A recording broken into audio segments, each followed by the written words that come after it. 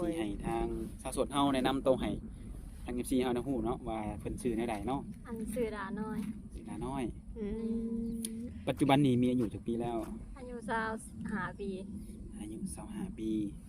อายุ25ปีนี่เคยมีครอบครัวมาก่อนบ่ บ่ยังบ่เคย ยังบ่เคยเนาะ แม่ อืม แต่ว่าในการคบหาหรือว่า โดยทักทายสบายดีFC ของสาวน้อยเบอร์สุขุสุคนเปิดภาพมาในมื้อนี้เนาะกาอยู่เซโนเด้อทุกคนเด้อมื้อนี้กาอยู่ทุ่งไร่ทุ่งนาเนาะมื้อนี้เนาะออกมาหาผู้สาวโสดทุกคนเด้อซึ่งสาวโสดผู้นี้เนาะทางสาวน้อยก็มาเป็นครั้งแรกเด้อทุกคนสื่อเสียงแนะนำเพิ่นกายังบ่ทันฮู้เนาะอยู่ทุ่งไร่ทุ่งนากะลมแห้งอยู่เนาะทุกคนเนาะถ้าเกิดว่าบ่ได้ยินเสียงเนาะสาวน้อยก็ต้องขอโทษขออภัยนำ FC เบิดสุขคนเนาะทางสาวน้อยก็หายไปหลนเติบทุกคนเลยบ่ได้มาหาสาวโสดนี่ก็เป็นเวลาหลนนานเนาะค่ะเกี่ยวข้าวเกี่ยวน้ำก็ถือว่าเมื่อนี้มีโอกาสเนาะก็เลยว่าแวะมามาลมมาทำหน้าที่ตัวเองคือเก่าทุกคนเลยก็อย่าลืมกดไลค์กดแชร์กดติดตามให้สาระน้อยนี่เด้อทุกคนเด้อเพื่อเป็นแรงบันดาลใจให้สาระน้อยได้เฮ็ดคลิปต่อไปเนาะทุกคนเนาะก็โอเคเนาะบ่ว่าใดยายห่างเนาะทางสาวโสดเพิ่นก็นั่งท่าเฮาอยู่เนาะก็สิเข้าไปโอไปลมเข้าไปทำความรู้จักกับทางผู้สาวเพิ่นเลยเนาะทุกคนเนาะโดยสัมภาษณ์ได้ เปิดภาพมากะ มาพบกับผู้สาวโสดเนาะ โดย โดยสบายดีเด้อ โดยสบายดี สบาย สบายดีเนาะ ทุกคนเนาะที่ว่าอาจารย์จังซี่เนาะคือเฮานี่ก็มาเป็นมือแรกเนาะสำหรับทำบริษัทหรือว่าสาระน้อยเนาะก็สิให้ทางสาวโสดเฮาแนะนำตัวให้ทาง FC เฮาได้ฮู้เนาะว่าเพิ่นชื่อแนวใดเนาะ อันชื่อดาน้อย ชื่อนาน้อย อืม ปัจจุบันนี้มีอายุจักปีแล้ว อายุ25 ปี อายุ25ปีอายุ25ปีนี่เคยมีครอบครัวมาก่อนบ่ บ่ยังบ่เคย ยังบ่เคยเนาะ แม่ อืม แต่ว่าในการคบหาหรือว่าลมผู้บ่าวนี่เคยบ่ ก็เคยแบบดมแต่ก็หายไปสินะ อืม บ่มีเป็นตัวเป็นตน บ่มีเป็นตัวเป็นตน แม่น โอ้ คือว่าผู้เจบผู้งามอยู่เนาะ อืมส่วนใหญ่คนที่เขามาร่มนะอายุเพิ่นจักปี ก็คาดเดาบ่หลายก็แล้วแต่ประมาณ20บ่หรือว่า30 40ก็มี อืมโดยก็คือทางน้องดาน้อยออกมาเปิดใจในมื้อนี้เนาะ แม่น มักผู้บ่าวอายุจักปีซะน้องละ อันนี้ก็ขาดเดาบ่ได้แบบมันขึ้นอยู่กับแบบว่าความใส่ใจเบิ่งเองดูได้ อื สินะ ม เอาง่ายๆคือแบบอายุมันบ่สำคัญแมันบ่ได้ แม่นเขาแต่แบบว่าเพิ่นเป็นผู้ใหญ่สามารถเบิ่งเฮาได้ อืมโดย เปิดใจหาคนที่แบบว่าพร้อมที่จะดูแลเฮาเนาะ แม่น โดยคือทางน้องนี่พร้อมสละโสดเลยบ่น้องละ ก็อันนี้ก็เบิ่งตามความเหมาะสมของคนที่สิเข้ามานะ อืม ถ้าว่าดมกันไปแล้วประมาณ2เดือน3เดือนบ่นิสัยเฮาไปกันได้ก็โอเคพอค่ะ อืมโดย ปกติอายุเพิ่นบ่สมมุติว่าคนที่สิเข้ามาอายุ50แบบนี้หั่นนะ ก็ได้อยู่ ได้อยู่เนาะอืม ประมาณนี้ก็สามารถคบหากันได้เนาะ แม่นเขาแต่เพิ่นเป็นผู้ใหญ่ ดูว่าเป็นผู้ใหญ่บางทีเพิ่นใหญ่แต่อายุใหญ่แต่ห่างกายนิสัยเด็กน้อยนี่ก็มีได้ โดยก็คือทางน้องนี่ยังบ่เคยผ่านการแต่งงานเนาะน้องละ แม่นแหละ และผู้ชายที่สิเข้ามาหาเนี่ยน้องละต้องดันจำกัดบ่แบบต้องเอาผู้บ่าวโสดเท่านั้นหั้นนะ ก็ถึงว่าอันนี้ก็บ่จำกัดถ้าเขาผ่านกันแต่งงานคนที่เคยมีครอบครัวมาก็สามารถร่วมได้ อืม ถ้าเขาจริงใจแล้วก็พร้อมสิดูแลเฮาสินะ แต่ว่าทางเจ้านี่ก็รับได้อยู่แม่นบ่ แม่น อืมโดย ก็คือบ่ได้มีขอติอีหยังเพิ่นเนาะ แม่นแหละ อืม แล้วทุกมื้อหรือว่าในปัจจุบันนี้บ่ได้ร่วมกับผู้ใดทางใดบ่ซะ ยังบ่มีเลย ยังบ่มี แม่น อืมบ่น่าเชื่อเนาะผู้เจบผู้งาม เคยมีแฟนแม่นบ่ เคยอยู่แต่เลิกกันไปโดนแล้วประมาณใน3-4 ปี ก็ แล้วก็บ่ได้ร่วมกับไผทางใดเลยบ่ บ่ได้ดู โอ้ โอ้โสดมาหล่นนี่นี่ โฟกัสเรื่องการหาเงินหลายกว่า โดย โฟกัสมาทางนี้หลายกว่าเลยให้แบบอยู่มาเป็นโสดฮอดทุกมื้อนี้เนาะ แม่นแหละเพราะว่าอยู่เพื่อนก็ บ่มีไผเด้ยังมีแต่แม่พ่อก็เสียแล้ว อืม เอ้าทั้งหมดมีกันจักคนซะ มีอ้ายผู้หนึงแล้วก็มีเฮามีสองคน 2 คน แม่น เจ้า สาวกับแม่ เป็นลูกสาวหล่า นั่นแหละ อ๋อ โดยทั้งอายมีครอบครัวแล้วน้องล่ะ มีแล้วแต่เพิ่นไปหาเงินอยู่บ่อนอื่น มีแต่แม่อยู่กับหลานน้อย โอ้โดย ถ้าเกิดว่าเมื่อใดเมื่อหนึงน้องมีครอบครัวเลยไปอยู่นำเพิ่นได้บ่ อันนี้ก็เบิ่งตัวจริงคือกันเพราะว่าบ่มีไผอยู่นำแม่นะถ้าไปต้องได้เอาแม่ไปนํเพราะว่าเฮาก็มีภาระดูแลเบิ่งพ่อเบิ่งแม่สินะ อืม อ๋อคือความหมายในการไปการมานี่ปัญหาอยู่ที่ว่าเพิ่นสิสะดวกให้เฮาเนี่ยเอาแม่ไปนํบ่แม่นบ่ แม่น อ๋อแต่คือความหมายไปได้อยู่เนาะแต่ว่าต้องมีแม่ไปนํ เพราะว่าเฮาก็บ่สิถีบแม่บ่ได้สินะ โดย หรือว่าถ้าเพิ่นสะดวกมาอยู่นำเฮาแห่งดีเนาะ แม่น อืมโดย โดย คือน้องนี่เป็นผู้จบผู้งามน้องล่ะหน้าตาผู้บ่าว ต้องจำกัดบ่ต้องเป็นคนหล่ออย่างแบบนี้บ่ บ่จำกัด อืม คิดว่าแบบรักๆก็คือผู้ใหญ่เอาใจซ้ำนี้ก็พอแหละพอได้เข้าใจเฮาก็พอแหละ โดย เป็นผู้ใหญ่ เอาใจใส่ดูแลเนาะ แม่นแหละ คือให้มีความคิดหรือว่า ให้ได้แบบเป็นผู้นำครอบครัวได้เนาะ แม่นแหละ อืม ผู้หญิงเฮามันแค่ผู้ชายเอาใจอยู่แล้ว โดยแม่นความทั้งน้องว่าเป็นเนาะ ก็สิให้แต่เพิ่นเอาใจผู้เดียวบ่เนาะ คือแบบนี้ก็มันต้องใจแลกใจได้เนาะ แม่น อืมโดย แต่ในเรื่องการโฟกัสหาเงินที่จะว่ามานี่ปัจจุบันเฮ็ดงานจังซี่ อันเฮาเฮ็ดเวียกอยู่โรงงาน โอ้เป็นสาวโรงงาน แม่น เป็นสาวโรงงานนี่สิมีเวลาตอบแชทผู้บ่าวอยู่บ่เนี่ย ก็มีอยู่เวลาว่างตอบได้อยู่ ตอบได้อยู่แม่นบ่ แม่น อืมผู้บ่าวในโรงงานนี่บ่มีสักคนเลยบ่ เขา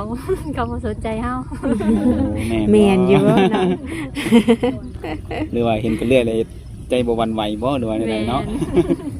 โดย อืม คือทั้งน้องก็เคยเปิดใจแล้วเนาะเปิดใจมาหลายจักมือแล้วน้องล่ะ อันเปิดใจมากก็โดนแล้วแต่บ่มีใครเข้ามาซื่อๆสินะ อืม เคยแบบมีบ่แบบผู้แชทหาทักหาจังซี่นะ เคยแต่ว่าบ่พอมื้อ2มื้อใดเขาก็เงียบไปสินะว่าเป็นน้ำเฮาบ่มีเวลาแน่บ่หรือว่าเป็นน้ำเขาแบบเฮาขี้ได้แน่บ่สินะเดี๋ยวมีคนมา ถ้าเรื่องขี้ร้ายนี่ตัดออกเนาะแต่ถ้าว่าบ่มีเวลาน่าจะเป็นสาเหตุได้ เพราะว่าผู้บ่าวโสดเนาะเพิ่นน่าจะมีเวลาว่างหลายกว่าเฮาหันนะ แม่นแหละ บัดเฮาเพิ่นต้องเอาเวลานี่ต้องเฮ็ดเวียกเฮ็ดงานเนาะ แม่นแหละเพราะฉะนั้นเฮาจะอยากให้คนที่เขามาแบบเข้าใจจุดตัวนี้นะเพราะว่าเฮามีเวลานึงว่าเฮาหาเงินส่งครอบครัวสินะ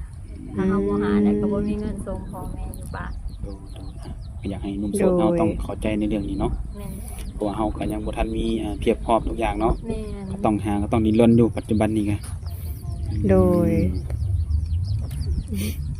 เคยไปเห็นงานอยู่แถวไกลบ่เช่นฝั่งไทยนี่ บ่เคยเพราะว่าอัน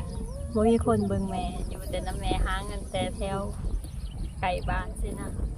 บ่อนที่ว่าไปมาหาสะดวก แม่ เนาะ นแหละ อืม ก็คือแบบว่าทั้งน้องเนี่ยอยู่กับแม่เนาะ แม่ ถ้าเกิดว่ามีสามีถ้าว่าเกิดว่าไปอยู่น้ำเพิ่นก็ต้องเอาแม่ไปนํ แม่นแหละ คือไปแต่น้องนี่บ่ได้เนาะบ่มีผู้เบิ่งแม่เนาะ แม่น เอาคนที่แบบว่าเข้าใจจุดนี้เนาะน้องหลานเนาะ โดย ถ้าเกิดว่ามักหักน้องแท้ก็ต้องมักครอบครัวนํเนาะ แม่น แล้วคือทั้งน้องนี่เนาะน้องหลานเนาะคนที่สิเข้ามาหาเพิ่นมีลูก2ลูก3แบบนี้ฮะนะน้องสิโอเคอยู่บ่ โอเค เพราะว่าเฮาเองก็บ่มีพอแต่เฮาอยากให้เขามาเบิ่งแย่งแม่เฮาและเฮาก็สามารถเบิ่งแย่งลูกเพิ่นได้คือกัน ก็เป็นการ ลู แล ก ก เพิ่ เป น ลี่ยน ก็คือลูกเฮาแม่นแหละ ประมาณนี้เนาะ แม่ อื น ม โอ้ โดยก็คือสิถึงใจหนุ่มๆหลายคนอยู่ดอก เนาะปัญหาอยู่ที่ว่าเวลาในการอบรมนี่แหละเนาะถ้าเวลาเฮาคุยกันมันหน่อย ความเข้าใจมันก็สิซักซ่าเนาะ แม่น มีเวลามีวันหยุดอยู่บ่ มี เฉพาะวันใดวันหยุดนี่ เฉพาะวันอาทิตย์ เฉพาะวันอาทิตย์อืมแต่ว่าวันนี้เป็นวันพระใส่บาตรบ่เออ นี่เป็นวันพระเพิ่นเลยมีเวลาเอามาเปิดใจเพิ่นเลยอัปเดตเรื่องราวเพิ่นเคยเปิดใจมาแล้วเนาะ เปิดใจฮอดดับบ่ทิศน้องล่ะ ยังบ่ฮอด บ่ฮอดเนาะประมาณ 3-4 มื้อเนาะ เลย อยู่ประมาณนี้แต่ก็ยังบ่มีไผเข้ามาโอมอารมณ์เนาะ แม่น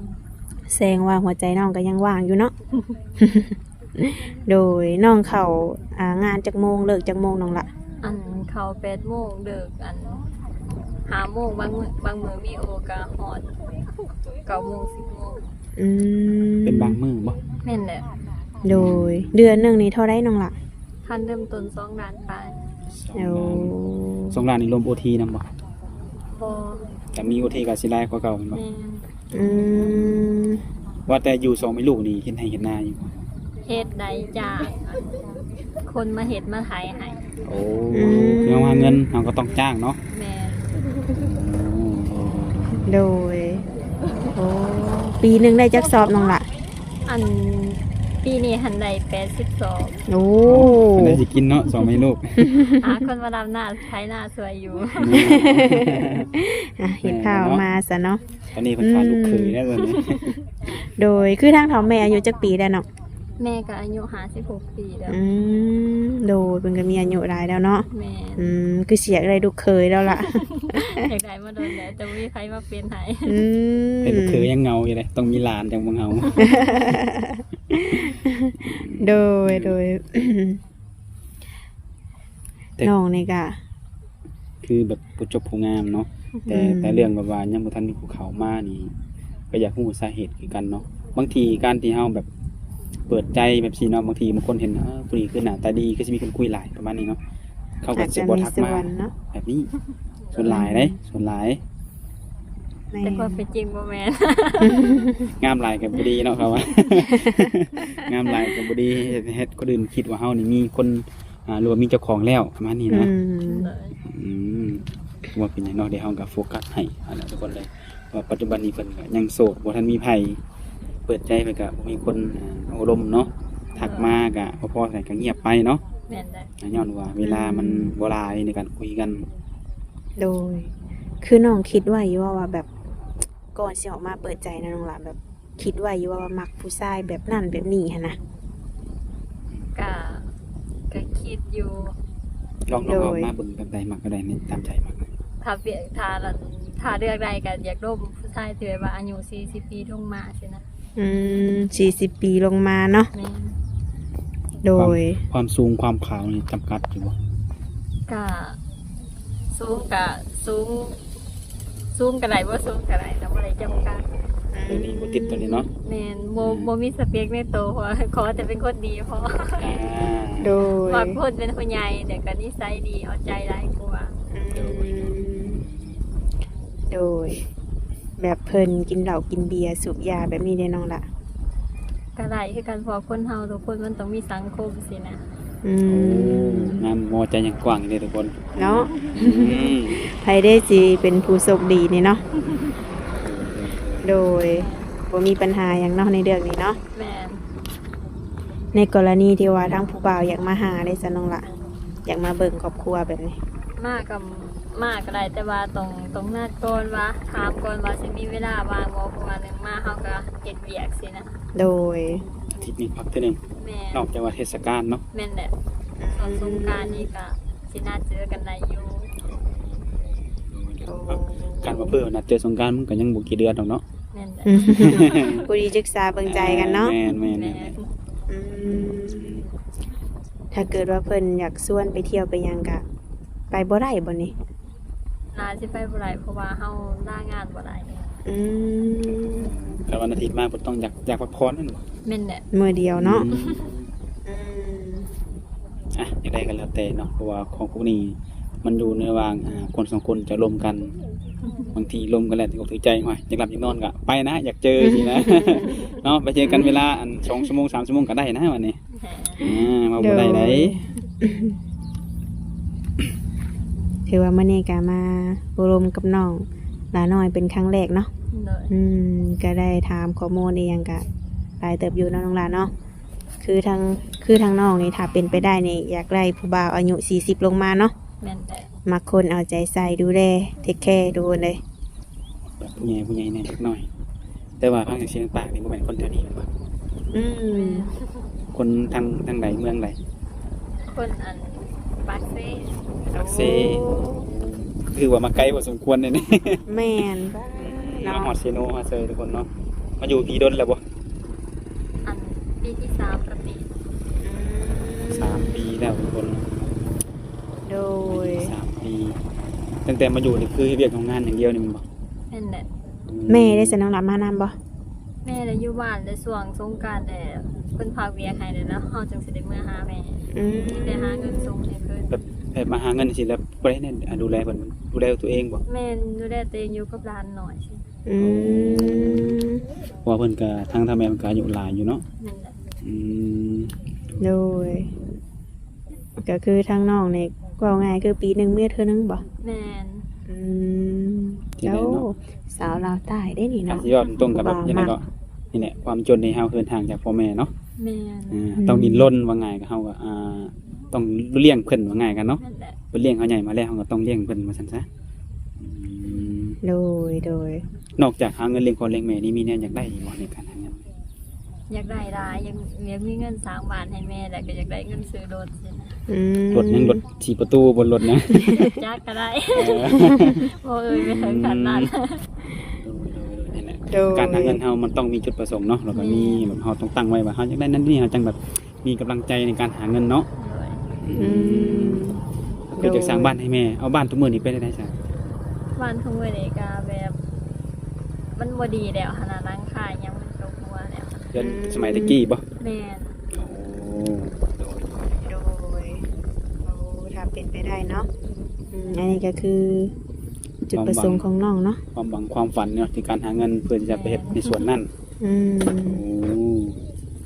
จะได้ก็สู้ๆหลักๆก็คืออยากให้เจอผู้ชายดีๆนั่นแหละเรื่องวันนี้มันก็สิได้แบบเบาๆขึ้นนํเนาะถ้าเจอคนดีเพิ่นก็ซอยเฮาหาเนาะซอยเฮาหาซอยเฮาสร้างว่าซั่นซะพากันสร้างง่ายๆกันเนาะ โดยแม่นเนาะ ไทยหนุ่มลาวจีบได้เบิดแม่นบ่ แม่น อยู่เมืองนอกเมืองนาได้เบิดเนาะ ได้ อืมโดย ลองเข้ามาทำความรู้จักกับน้องเบิ่งเนาะหนุ่มๆทุกคนบ่ว่าสิอยู่ทางใดก็ตามเนาะคือทางน้องก็มีช่องทางติดต่อให้ทางผู้บ่าวบ่ มีอยู่ มียังแหน่ข่าวติดต่อเนี่ย มีได้ อืม ไลน์ โดยมีแต่ไลน์บ่น้อง วันแอมก็มี มีวอทแอป มีสองอย่างนี้เนาะ แม่น อืมก็ถือว่ามีทางติดต่อให้ถ้าเกิดว่าใครที่ว่าอยากทำความรู้จัก อยากคบหาเป็นจูเป็นแฟนลองเข้ามาคุยเบิ่งเนาะน้องเนาะ แม่น สิเป็นอะไรนั่นก็ขึ้นอยู่กับคนสองคนเนาะ เลย อยากถามสักหน่อยหนึ่งเนาะเพื่อแบบสำหรับผู้ชายที่เขามาจีบนี่นะต้องมักผู้ชายเพิ่นนิสัยแบบใดแบบบ่มักเอาเลยตัวบ่มักนะเอาบ่มักแบบใดเนาะ อันที่มาก็คือผู้ชายที่แบบว่า อันจูจีจุกจิกสินะ จุจีเช่นเรื่องแบบใดแน่นี่นะ เนาะ แบบใด โอ้ แบบ สิบอก ยกตัวอย่างแบบว่าจังใดแบบเฮายังบ่ว่างแต่ก็ แม่น คุมให้เฮาตอบให้เฮาคุยจังซี่บ่ แม่นตัวอย่างว่าเฮาขอว่าอันบ่ว่างเลยเฮาเฮ็ดงานอยู่ในนั้นนี่แหละแบบมาหาเรื่องให้เฮาว่าเฮาไปมีเวลาไปทางอื่นกับผู้นั้นผู้นี้แหละตอนนี้คือเฮาบ่มักสุดเพราะว่านึงมามันเป็นการบ่ให้เกียรติเฮาสินะ โดยเช่นว่าไปเวียกเด้อบัดไปกับไผกลับจังโมงสิมาจังโมงเนาะ แม่อันนั้นเฮาก็กำหนดบ่ได้เฮาฮู้จะมุ่งไปแล้วเฮาบ่ฮู้มุ่งกลับเด้ แต่ว่าเฮานี่ก็คือครอบเนาะ แม่ ครอบแล้วอยากให้เข้าใจเนาะ แม่น เพราะว่ากันไปกันมามันระบุบ่ได้ว่าสิไปจังโมงมาจังโมงเนาะ นั่นแหละ อันนี้คือส่วนที่ผมมักคือผู้ชายจูจี้จุกจิกหรือว่าอะไรมันก้าวไกลเรื่องส่วนตัวเขาเกินไปเนาะ แม่น อืม ดูเอาก็สิได้แบบถ้าเกิดเรามีคนถามมันก็สิได้นำให้เพิ่นนะดู โดย ก็คือว่าอะไรทุกคนเนาะมาอัปเดตแล้วมาเปิดใจเป็นมือแรกนั่นแหละว่าไงก็ต่างอัปเดตเลยเนาะเป็นโสดมีไผ โดย ก็ฝากหนุ่มๆเนาะสิเป็นหนุ่มลาวหนุ่มไทยหรือว่าหนุ่มทางใดก็แล้วแต่อายุน้อยอายุหลายก็เพิ่นก็บ่ได้ระบุว่าจำกัดเนาะก็ลองเข้ามาอบรมศึกษาเบิ่งสิได้ฮู้ว่าสาวโสดเฮาคนนี้นี่คำที่เว้ามานี่เป็นจริงหรือว่าเว้าเป็นคอนเทนต์ซื่อๆบ่เนาะเด็กก็ฮู้เนาะว่าต้องทักมาลมเนาะ แม่นแหละ โดยทางเฮาก็คือสิบ่ออนไลน์แล้วบัดนี้เนาะ ก็สิได้ขอยุติจบคลิปไปก่อนทุกคนเนาะไว้พบกันในมื้อหน้าเพื่อว่าเพิ่นมีคู่ขี้เท่าไหร่ก็สิได้มาเดทแจ้งให้ FC ฮู้นำกันให้แหละเนาะ โดย เฮาสิได้ขอตัวกลับก่อนบัดนี้โดยสบายดี สบายดี